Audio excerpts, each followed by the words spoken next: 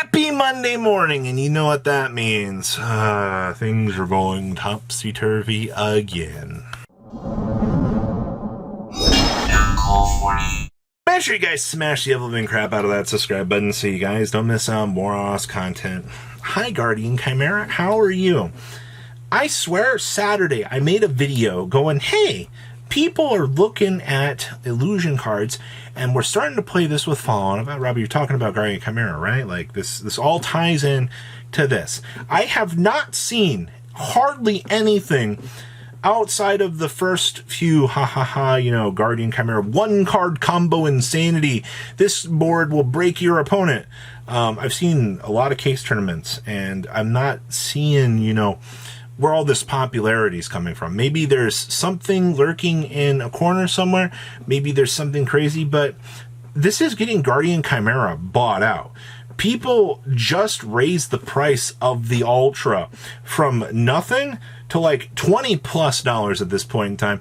And the only thing that I can think of here is, once again, it's all this, you get the defensive play off of the Illusion Fusion.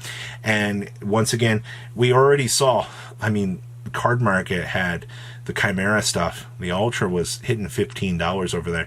And you're telling me on our side of the game here that it's already broke $13 to $14. Yeah, congratulations. Everything in the Illusion archetype that we once thought was crazy budget, I'm going to clap for you. I'll give it up for you. If you were able to buy your core for this deck on the absolute bare minimum, nothing, you won. Now the Ultra Chimeras are a lot of money, and now Guardian Chimeras are going up. And I'm not seeing a lot of meta turnover for this.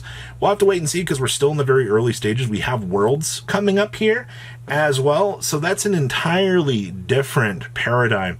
It's probably going to be 2 weeks until you see something more interesting kind of splash here. Next up, I do want to talk about the Sinful Spoils of Subdiversion here, because this card has been falling out of value. This is a good thing. The best thing that I can tell you for this card is keep letting it fall. Keep an eye on this. For most of the builds in the OCG that do choose to play this, it's cited as a one-of. Very, very, very, very, very, very, very, very, very rarely does it show up in a main deck.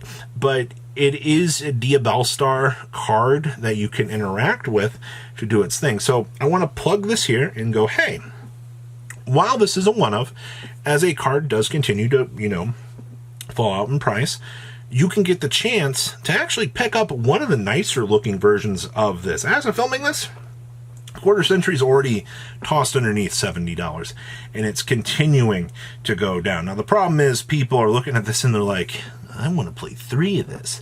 There's always going to be the people that are like, oh boy, I want to pick up my playset. This is not the card that at this point in time you're going to want to play set of, all right? I know that a lot of people are like, well, this is the vices of the set, Robbie. It's a secret. We got to pick it up. And I disagree with that. I think the card itself is good, but as more and more of this set, more and more people continue to want to fire sell this, more and more people aren't opening the set. Supply and demand. I swear we just made a video on that as well. And people, my comment section was being like, well, Rob, you just said that this set was bad. Metagame implications do not equal core set value. All right? Sometimes they do, but not all the time, right? A set can have abysmal value and still have good cards in it. But expected value versus, good card value very, very, very much does correlate in certain aspects. All right, I just don't understand why people get confused about that. Next up is the Unchained Soul Lord of Yama. Now, the reason why I want to mention this is the OCG has been on a kick with Unchained Labyrinth. Holy moly, have they been on a kick with Unchained Labyrinth. But Robbie, what do you need for Unchained Labyrinth?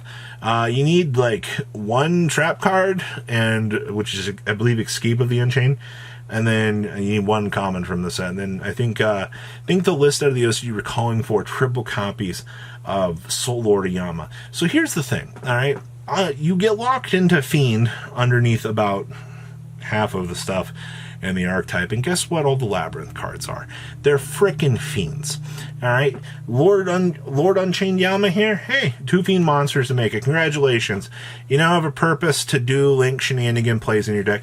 And you still get to do everything that you did with Labyrinth up to this point in time.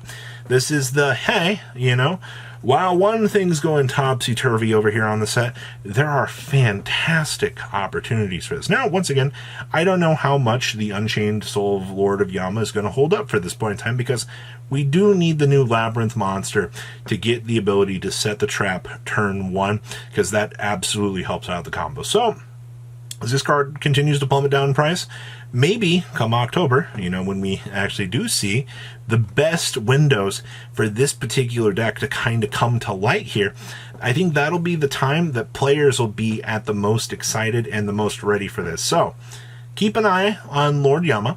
I am very, very curious to know how this is going to hold out, and especially when somebody's going to be surprised Pikachu-faced out here when they see, you know, Unchained Labyrinth. What in the world is that tomfoolery? Nobody's going to want to play that. That's such a garbage deck.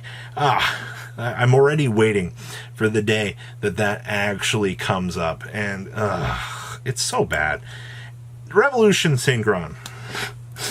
How many comments have I read from people going, Revolution Synchron is not worth the money. Don't buy this card. Now, I don't know if you're just coping or you're trying to get if you're coping to lower down the price to get people not to want to pick it up, but the card's already over the $55 mark, and it has continued to be one of the, well, it is the most expensive card in the set that's not a QC. So what in the world does that mean? Once again, on the top end of things here, something needs to hold value on the set. There has to be a reason, and if people continue to buy it, supply and demand. Oh boy, oh boy, oh boy. Now, from what I have understood, I haven't seen a lot of crazy applications with it personally just yet. Keep in mind, we're still weekend 1 of set release here, or coming out into, you know, week.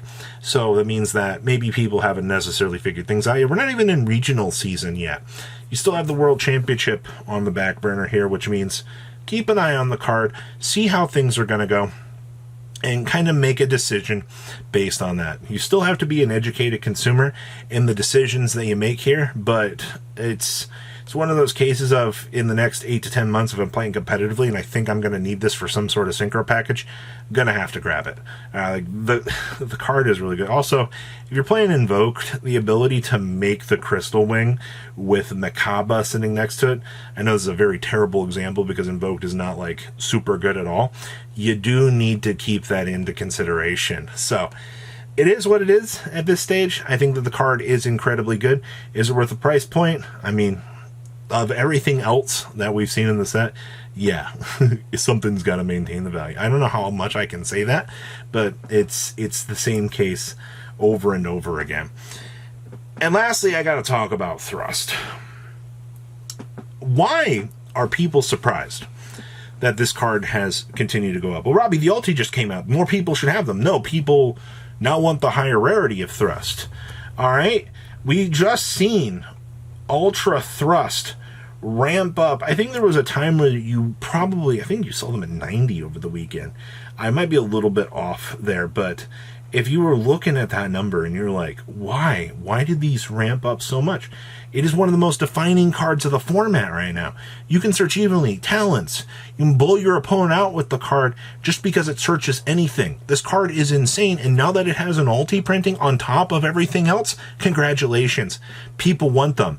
If you're seeing $110 for Thrust, by the way, for ultis, these are no longer the case, but I'm not going to lie to you, if you're looking at that price point and you're like, wow, you know, that's pretty good. I think I'm going to go ahead and pick these up now. I don't blame you. I didn't blame people. Now you've got the card heading on up to $135. Now you got people that are like, I can't believe this. This is too expensive. Nibiru, you know, droplets, all of these other staples that have been available in Altis. Hi, they're on the phone right now. Do you remember them? Oh, I bet, because you were spoiled by these $20 terrible ultimate rares like Renoheart, like, you know, Aluber in the later stages, Fallen of Albaz even. All right, you became so spoiled by these garbage cards that when the one good card comes around, hi, Purely Lily, how are you? See you with your $80 price tag out there, that you just crap the bed everywhere, and you're like, this is so appalling. Yeah, so is the crap you just took. Leave a comment down below, tell me what you guys think, and I'll see your beautiful faces back here later in the day, guys. Peace out. Patrons, thank you.